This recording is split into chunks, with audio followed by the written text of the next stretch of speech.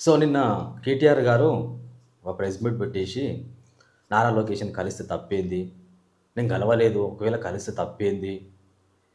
అని చెప్పి కామెంట్లు చేస్తా ఉన్నాడు. సో నిజంగానే జూబ్లీహిల్స్ నియోజకవర్గంలో బై ఎలక్షన్స్ వస్తున్నాయి. మాగంటి గోపీనాథ్ చనిపోయినాడు కాబట్టి అక్కడ బై ఎలక్షన్స్ వస్తా ఉన్నాయి. సో అక్కడ సెటిలర్లు ఎక్కువగా ఉన్న ఏరియా జూబ్లీహిల్స్. ఎందుకంటే ఆంధ్ర పాలకులు వివిధ రాష్ట్రాలకు సంబంధించిన ఓటర్స్ ఎక్కువ ఉంటారు. సో అక్కడ సెటిలర్ల ఓట్లు ఖచ్చితంగా ఉంటాయి కాబట్టి, ఆంధ్ర ఓట్లు ఖచ్చితంగా ఉంటాయి కాబట్టి, టీడీపీ సపోర్ట్ అయినా, వైఎస్ఆర్‌సీపీ సపోర్ట్ అయినా అవసరం. మ్యాక్స్ టీడీపీ సపోర్ట్ అవసరం. ఎందుకంటే టీడీపీకి సంబంధించిన ఓటు బ్యాంకు జూబ్లీహిల్స్ నియోజకవర్గంలో చాలా ఉంది. ఫిలింనగర్ ఏరియాలో చాలా ఉంది. సో, ఆ నియోజకవర్గంలో గెలవడం కోసమైనా నారా లోకేష్‌ని కలవచ్చు, కలవకపోవచ్చు. కలిస్తే ప్లస్, కలవకపోతే మైనస్. సో, కలిస్తే ఏది తప్పు, కలవకపోతే తప్పేంది? మీ గురువుగారు మీ చంద్రబాబు నాయుడు కోసం నువ్వు బనకచెర్ల ప్రాజెక్ట్ లాంటివి ఆంధ్రాలో దోచిపెడుతున్నావు అని చెప్పి రేవంత్ రెడ్డి మీద కామెంట్లు చేస్తా ఉన్నాడు. మీ గురువు గారు పదే ప్రెస్ మీట్లలో చెప్తా ఉన్నాడు. రేవంత్ రెడ్డిని ఉద్దేశించి చెప్తా ఉన్నాడు. సో నిజంగానే రేవంత్ రెడ్డి చంద్రబాబు నాయుడు శిష్యుడే.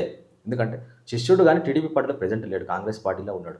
సో ఆ విధంగా చూసుకుంటే మరి బీఆర్ఎస్ పార్టీలో ఉన్న ప్రతి చోటామోటా నాయకుడు కూడా చంద్రబాబు నాయుడు దగ్గర ఎప్పుడో ఒక సందర్భంలో పనిచేసిన వాళ్ళు. ఎప్పుడో ఒక సందర్భంలో పనిచేసిన వారే. సో కేటీఆర్ రేవంత్ రెడ్డిని అంటున్నాడా? చంద్రబాబు కింద బానిసలు అని. మరి జూబ్లీహిల్స్ ఎలక్షన్‌లో గెలిచినట్టు మాగంటి గోపీనాథ్, అరకపూడి గాంధీ, సో సీమాంధ్రకు సంబంధించిన ఎమ్మెల్యేలు కూడా చంద్రబాబు దగ్గర వర్క్ చేసిన తలసాని శ్రీనివాస్ యాదవ్ లాంటోళ్ళు కూడా చాలామంది బీఆర్ఎస్ పార్టీలో ఉన్న ఆఖరికి మాజీ సీఎం కేసీఆర్ కూడా చంద్రబాబు నాయుడు దగ్గర ఒకప్పుడు పనిచేసిన వాళ్ళే. సో ఇండైరెక్ట్‌గా కేటీ రామారావు గారు రేవంత్ రెడ్డిని తిడుతున్నాడు. చంద్రబాబు శిష్యుడు అని చెప్పి. సో మీ పార్టీలో ఉన్న నాయకులు కూడా చంద్రబాబు దగ్గర పనిచేసిన వాళ్ళే. సో వాళ్ళని తిడుతున్నావా? లేకపోతే పర్టికులర్ రేవంత్ రెడ్డిని తిడుతున్నావా? రేవంత్ రెడ్డిని తిట్టాలనుకుంటే మీ పార్టీ నాయకులను కూడా తిట్టినట్టే. ఇంకా నీ తారక రామారావు అని పేరు ఎలా వచ్చిందో ప్రజలకు తెలవదా?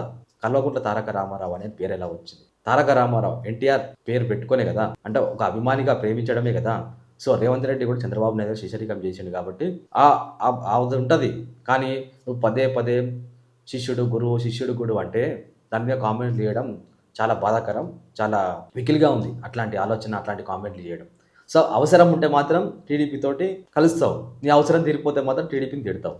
అవకాశం కోసం ఏమైనా చేశాడు కేటీఆర్. గతంలో ఏమన్నాడు? తెలంగాణలో ఉన్న ఆంధ్రులంతా మా వాళ్ళే, వాళ్ళకి ఏమైనా అయితే పంటితో తీస్తా అని చెప్పి మాట్లాడుతూ ఉంటాం. ఎలక్షన్లు అయిపోయిన మరుక్షణమే మళ్ళీ ప్లేట్ ఫిరాయిస్తాడు, మళ్ళీ ఆందోళన తిడతాడు. ఎలక్షన్ రాగానే మళ్ళీ ఆందోళన గుర్తుకొస్తారు, వినలేని ప్రేమ గుర్తుకొస్తుంది. సో ఇట్లా ప్రాంతీయవాదం మీద రాజకీయాలు ఎన్ని రోజులు చేస్తారో బీఆర్ఎస్ పార్టీ అర్థమవుతుంది కదా.